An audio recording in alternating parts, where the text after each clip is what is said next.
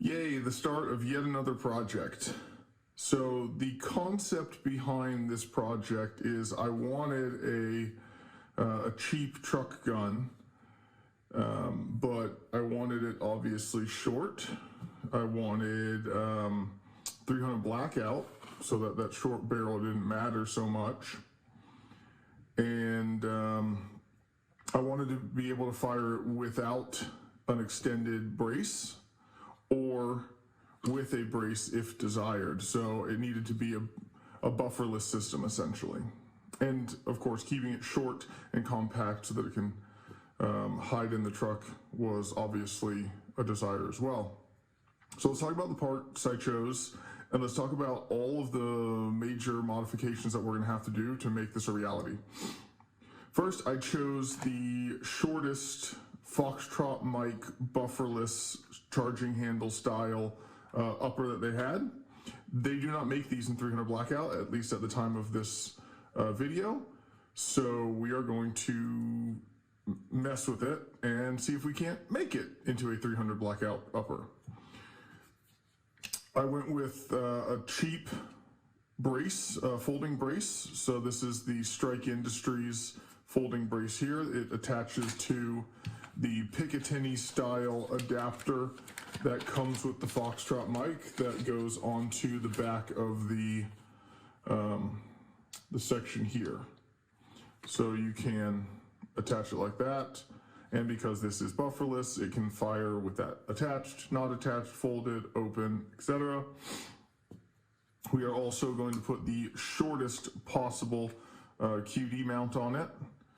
This is going to be a Silencer Co. single port muzzle brake, so that if desired, a suppressor could be put on this, but it keeps it really short still. I think this is actually shorter than the muzzle device that comes on this thing already. We'll also do up an 80% lower for this. We will also modify that lower so that it's nice and pretty. I am going to go with a friendly color for two reasons. One, I want it to kind of hide in my truck, obviously, to minimize the potential for theft if I have to leave it in there. And so I'm going to choose a color that's not very gun-like. The other thing is, if God forbid I ever have to pull this out and do it, I don't want the big black scary gun concept going on there, so a friendly color is nice in that respect as well. My gut is to go with Cerakote H Series Charcoal Green. It's a metallic green. It almost looks like green anodizing. And I really like the look of the green anodizing and gray hardware combo that Rich Tack does a lot. So that's kind of the direction that we're gonna go with this. Because I've already got a video on doing an 80% lower with the 80% jigs, and I have a new CNC mill, I will probably try and mill this lower using the CNC, just so that we learn something new and it keeps exciting. But the main concept of this build, and where most of my time is going to be focused, is on this upper and modifying it to be 300 blackout.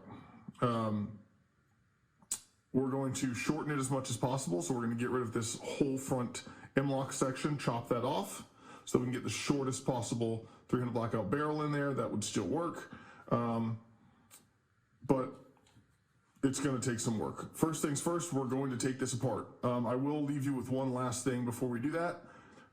If you do this, test your upper prior to modifying it at all. Make sure it works, put some rounds through it, because the minute that we start messing with this, say goodbye to any warranty.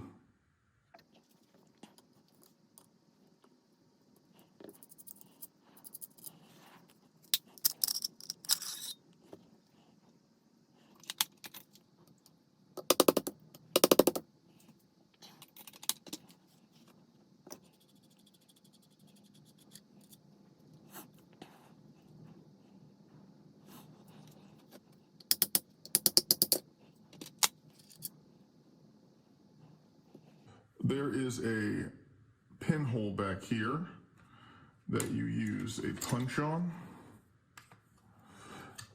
And that allows you to remove all of this system here for the recoil.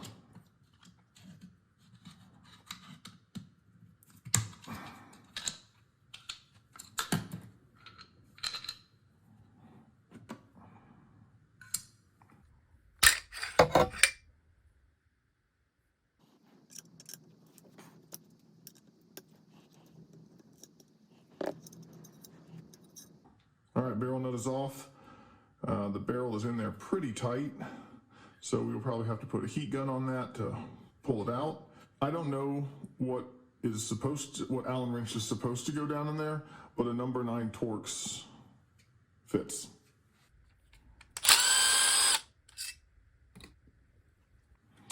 Interesting. Once you pull out the first one, there's actually a second one down in there.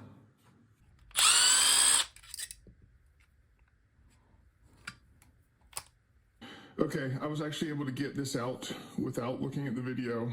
The clue was that the upper end of this rod for the charging handle actually had a nut cut out of it. So I was like, oh, maybe it's locked from both ends. So I just turned this counterclockwise. Turns out there's a threaded end on there as well. Comes right out. And then once you have that out of the way, this pops out and you can see how it's held in place with the threads from both ends. And then this just slides out the back. The longer end past the cutout area faces the back or towards the receiver. So we'll remember that. Also, yes, heat got the barrel out just fine. Okay, let's talk about the setup of how we're going to actually chop this thing shorter. What I'm going to do is I'm going to use a fairly fine-toothed blade because I want a clean surface with minimal cleanup. I'm really looking, we're cutting aluminum, so I'm really looking for a fine tooth. I'm setting it about 1/2 inch, so it's going to cut through the thickness of this fairly easily. But we're going to basically be rotating it multiple times in order to get all of the cuts. And because of that, we're going to have to make sure that we cut in the same place every time. There's 2 ways that we can do this. I'm going to be using a stop on my cross sled so that I can just butt the piece up against the stop and be sure that I'm in the same position each time I push it through. The other way that you could do it is you could bring a fence in close and you could put a spacer there and basically use the spacer and the fence as your gauge that you're in the same place every time. But one thing you have to note, if you do it that way, once you're done getting it in the right place, hold this really well, then remove the spacer before you put it through. Never use a fence and a cross sled at the same time on a table saw. You're really inviting problems. It's going to throw stuff back at you. You're going to get hurt. So 2 ways to do that. Also, you don't have to use a table saw to do this. You could use a hand saw. You could use a band saw. We're going to have to do some cleanup work with a file afterwards anyways. And so really just whatever you've got to cut this in the cleanest way possible, use that. And then if clean isn't an option, cut it dirty and then do more filing at the end.